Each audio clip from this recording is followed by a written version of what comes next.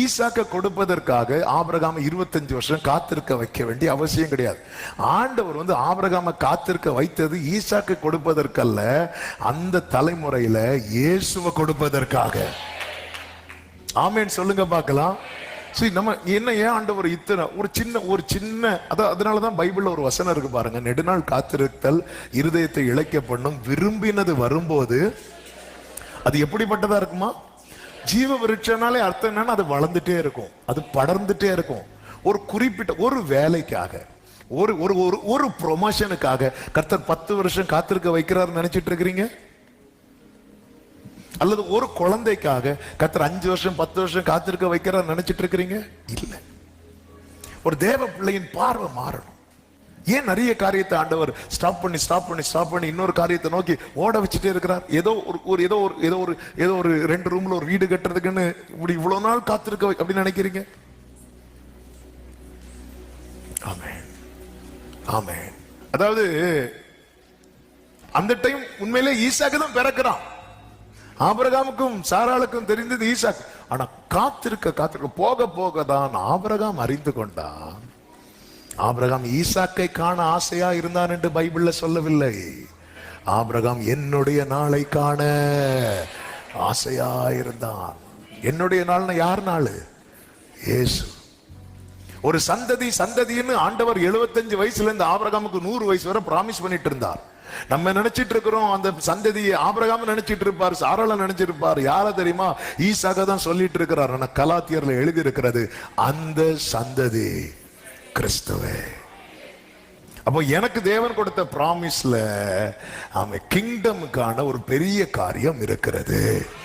அறியாததும் எட்டாததுமான பெரிய காரியங்களை நான் உனக்கு அறிவிப்பேன்.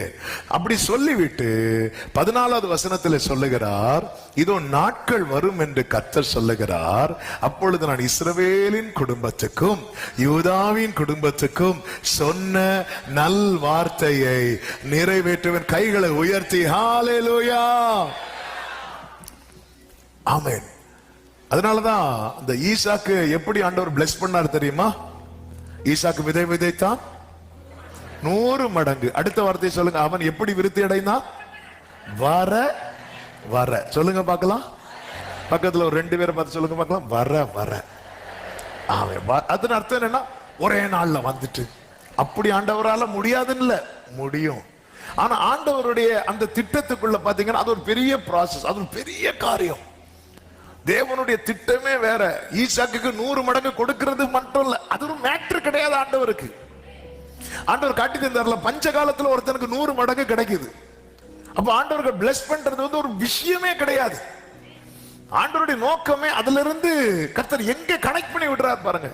அது எப்படி பார்த்தா தெரியும்னா, நம்ம அந்த இயேசு கிறிஸ்து அந்த பிறப்பின் வரலாறு மத்தேயு 1ல இருக்கும் பாருங்க.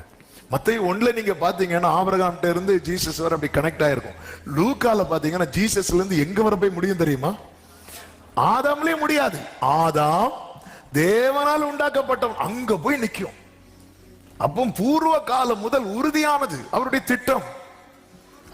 இன்னைக்கு நாம் அவருடையவர்களா இருக்கிறோம். நம்முடைய தலைமுறை என்னன்னு கேட்டா, நமக்கு நம்ம அப்பா பேரு தெரியும், தாத்தா பேரு தெரியும். தாத்தா பேரு ஒருவேளை தெரியும், எனக்கு மறந்து போச்சு.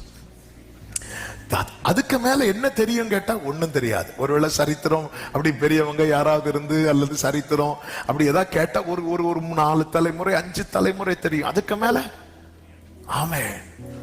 மத்தேயு 1வது அதிகாரம் மட்டுமே போதுங்க. லூக்கா 3வது அதிகாரம் மட்டுமே போதும். இந்த புத்தகம் மனிதனால் உண்டானது அல்ல. ஒரு ஆமேன் சொல்லலாம், வாயிலிருந்து ஒண்ணும் விழாது. ஆமென். ஒரு பிரமித்து இருக்கீங்களா? ஆமென். அந்த பிரமிப்பு தான் நம்மை 3வது வானத்துக்கு கொண்டு போகும். ஆமென் என்று அனலா இருந்தால் ஆமென். ஹல்லேலூயா. கர்த்தர் உங்களை ஆசீர்வதிப்பார். இது ஒண்ணே போதும். இதுக்கு மேல யாருக்கு இப்படி ஒரு சரித்திரத்தை எடுக்க முடியும்? யாருக்கு இப்படி ஒரு சரித்திரத்தை எடுக்க முடியும்? ஆண்டவர் பாத்தீங்களா அப்படி லூப் போட்டு கொண்டு போயிட்டே இருக்கிறார். கொண்டு போயிட்டு இப்ப எங்க வந்து நிக்குதுன்னா, சபையே உன்னிடத்துல வந்து நிக்கிறது. இப்ப நம்ம ரட்சிக்கப்பட்ட தேவ பிள்ளையினுடைய ஹிஸ்டரி எடுத்து பார்த்தா நம்ம எங்க வந்துட்டு தெரியுமா? அவன் ஆபிரகாமின் சந்ததியாயும். ஓ ஜீசஸ், ஹல்லேலூயா. சில பாக்குறாங்க ஆதார் கார்டு மாத்தணுமோ, என்ன மாத்தட்டா, ஒண்ணும் மாற்ற வேண்டாம். இன்னைக்கு அதான் அறியாதது. ஆனா ஹோலி ஸ்பிரிட் என்ன பண்றாரு அப்படின்னா இதெல்லாம் புரிய வச்சுட்டே இருக்கிறார். இன்னைக்கு நான் பைபிள் படிக்கும் போது எனக்கு சில காரியங்கள் ஆண்டவர் புரிய வைத்தார். இது எனக்கு நேத்து புரியல, இது எனக்கு போன மாசம் புரியல, இது எனக்கு போன வருஷமும் புரியல. அதுதான் ஆண்டவருடைய செயல்.